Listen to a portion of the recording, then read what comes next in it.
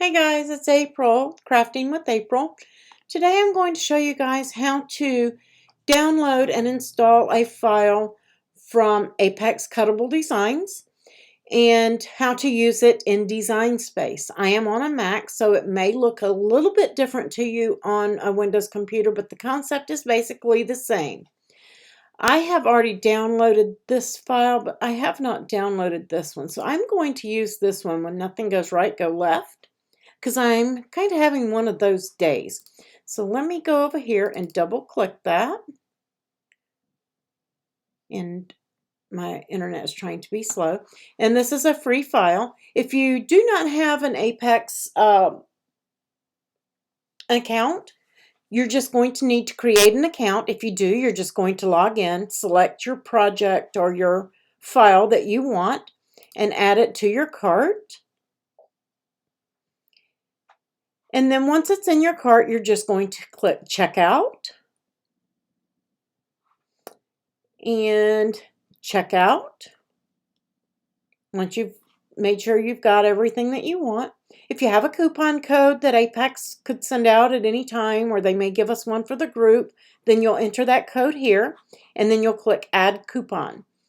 Once you've done that, you're going to continue to the next step,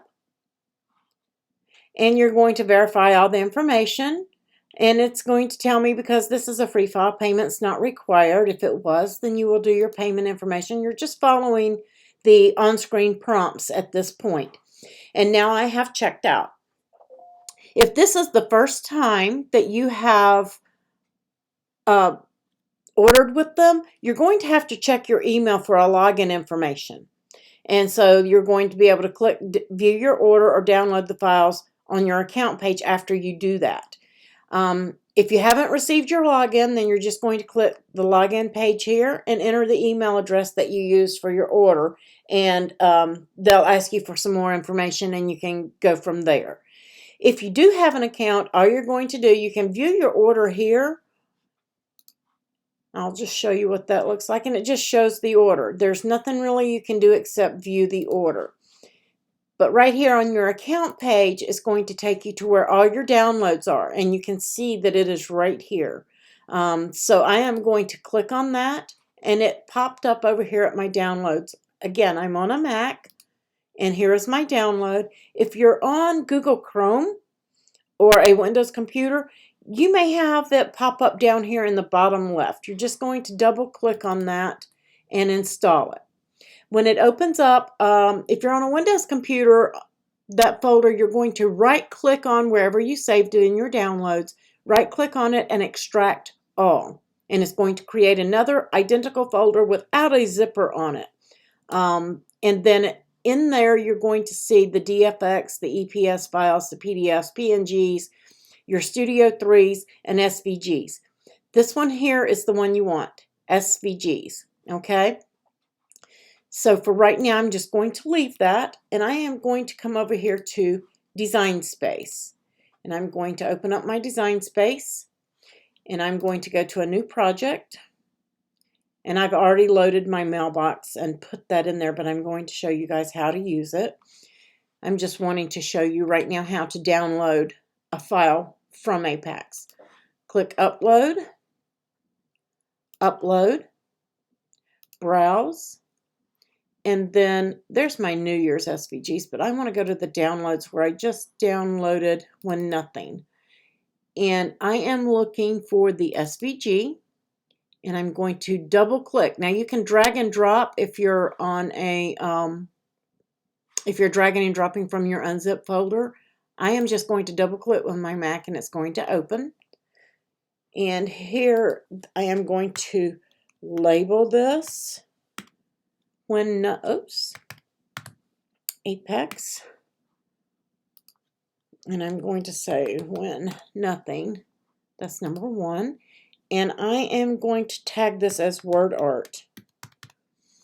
And you tag yours how you see fit. This is the time to do that. You cannot go back and tag. If you do not tag, when you go and you're in images and you're searching, you don't want to have to search through all those images looking for something that won't pull up because you can't remember how it was named or whatever. So if you have tags, that will assist you in narrowing down and searching for your products or your images. So make sure that you use that feature that Cricut supplies you with and hit save.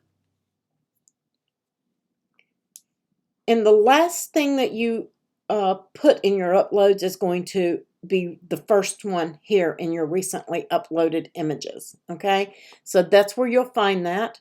And just so that you guys can see, we're going to do it again. I'm going to hit upload, browse, or drag and drop. If you're in a folder, you can drag it over. You can open up that folder and just drag it over.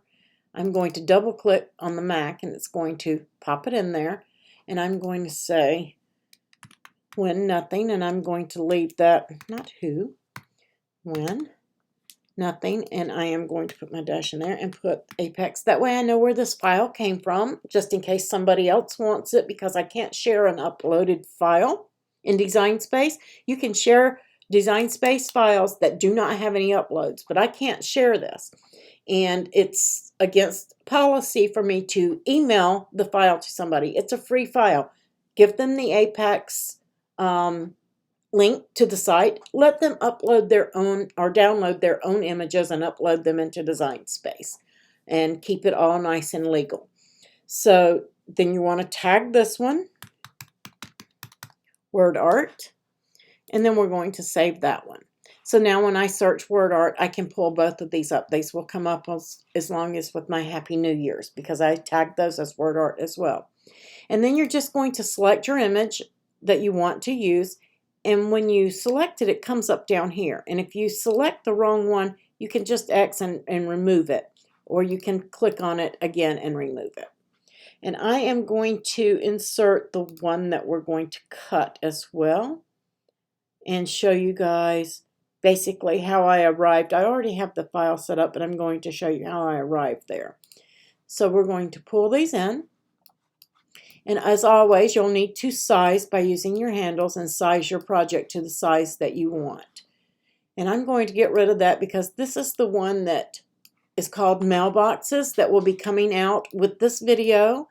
And I sized this to about 9 inches wide for my mailbox. Of course, you'll want to measure yours. I kept it locked so it would stay proportioned. And then I inserted a shape, a circle, and I'm going to show you why. And I am going to size that circle to about 3.5, I believe it was. No, 3.35. There we go. And that's basically just about right. Let's go to 3.40. That looks perfect. So I'm sizing that to 3.40, but I also have my image at 9. So you'll need to just stretch yours and figure out basically what size your circle is needed to be. And I am just going to leave that right there. And I am selecting both, and I'm going to align top. Okay? I want that aligned at the top with that circle. Align and center horizontally. Now it's centered over that circle there, and I'm going to show you guys why. Insert your text, and I'm going to say 40 and the last name. And this is how you will use this file. The first thing I want to do, is I want to leave that where I had it. So let me undo. I am going to select these two. I'm going to group them. I'm going to duplicate it, and I am going to hide a group. That way I have an untouched project that I can use for future, for different people, different numbers, different names, and not have to worry about welding. Because welding, you can undo it even after you've saved it until you close your project. Once you close it and reopen it, you cannot use the undo button. So make sure that you have a hidden copy that is untouched for future use, and you'll want to do that each time before you weld in a name or an address to your file that you're using. If you accidentally mess up, not a big deal. Go into a new project, insert an image right here, and look for your upload in WordArt or Mailboxes, however you named it, and bring the file right back in because it's saved on your Cricut account with Cricut, not your computer. You can zip up your file and save it on Google Drive. Everything on Design Space, when you upload it, is stored in their software and not on your PC. So it saves you a lot of space. So now that I have this, I want to choose my font. And for this one, I chose Botanicals. I really like the look of that with these scrolls. And you can see here, but I don't like this gap in between the name. And I am going to go to Advanced, and I am going to ungroup 2 letters.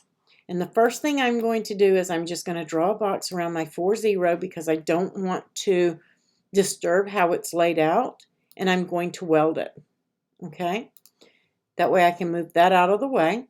And then I am going to take these first letters here, and I am going to weld them as well. And the reason I say weld instead of attach is because if you have a script letter or any kind of script or anything is touching and you attach rather than weld, if it's touching, say this, let me just grab this and show you. And I am going to attach those so I can move them. If I have these touching and I attach and I send this over to make it, this E is going to cut out of the R. The R is going to cut out of the E because I forgot to weld. If you attach, that will happen. So always, if you're going to be welding, just make a duplicate of it. I don't worry too much about it with text because welding is simply just retyping your word. It's not a huge deal to weld those. But when you get up here on this, if you've created all of this, undoing and trying to recreate this and change a name in it can be a little bit difficult and daunting if you're just learning.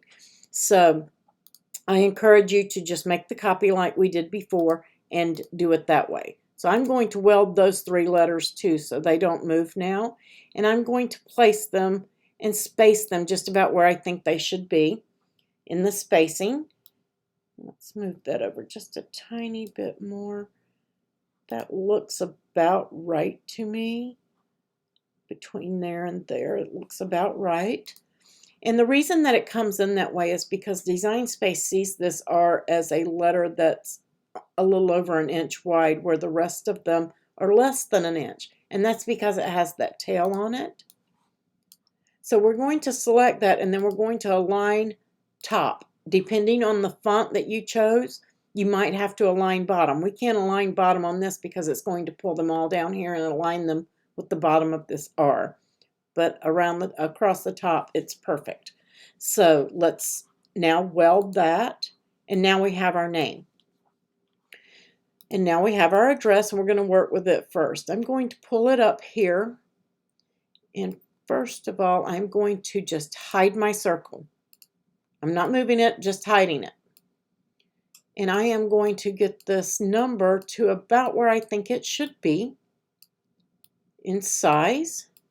Like that. That's looking pretty good to me. And then I'm going to unhide that circle. And here's why. I want to select my 40. I'm going to hold the Shift key and select that circle and align center. That allows me to center that 40 up into the circle on the mailbox. As you can see, what happens if I don't do it that way? If I hold the 40 and I hold that project and I align center, because this is true center of the project, but I want it true center of that circle. So that will help you in aligning. Then you can get rid of that and then select those 2 and weld. Now that has become part of this project. I don't have to worry about it going anywhere or moving while I work with the rest of it. My name is a little bit tall to be in there, but truthfully, I like it that way. I am actually going to make it slightly taller to where it touches. This is user preference. Let me arrange and move that to the back so I can grab the name. This is user preference. If you don't want it to touch, you'll need to make it smaller. If you want it to touch to where it cuts out a little bit better. I did my cut with them separated, and I am going to recut that with them touching because I just prefer it. And that, I still have a little bit of space there. I'm just going to keep stretching until I get the right height, and that looks pretty good. So now that they become part, now my C is a little bit off here because the C is smaller on this particular font. I don't know why, but it is. But I kind of like it that way, and that's the way I'm going to leave it. If you don't like it that way, we can come in here. We welded, so instead of having to do all the undos, I'm just going to put in a shape. I'm going to come over here and slice it. And then I can get rid of that. Get rid of that. You can come in here and stretch that just a teeny bit more. And the height on that is 1.034. And that looks about right. You can't judge here because of the tail on that. That's going to say 1.298. So let me just space that. Align. Top. I said I was going to leave it, but I think I'll change it and leave it changed just to help you guys out. That looks pretty good. I'm going to make it a teeny bit smaller. There we go. Now it looks like it's in line with the rest as far as height goes. And I'm going to align top so that my letters are all in the same top row there. They're the same height. And I'm going to weld them. I like the spacing. So now all my letters are, again, one size. And you can do that before you get it in there, but if you happen to have a little epiphany there when you see it actually in the project, you can make changes after you weld. So let's select all, and now I'm going to align center horizontally. I want that to be centered. And then I am going to weld that in. Now my project is all one piece, and I am going to send this over and cut it. I am going to be testing a new vinyl from, let's see the name of that, Art in Shop from Amazon, and I will provide you guys with a link in case you want to try that vinyl. I've already cut a little bit from it, and I'm really liking it. But I am going to cut this project. We're going to weed it, and then we're going to put that on our mailbox. But that is basically how you guys load and use the Apex file and create with your mailbox images. And here is the finished file applied to the mailbox using the Art in Shock stainless vinyl that was included into that pack of 40 sheets. So you guys go and get your Apex file and your vinyl. I have listed the links below, and I'll see you guys on the next video with Crafting with April. You guys have a wonderful day, and thanks for joining us. Please don't forget to subscribe.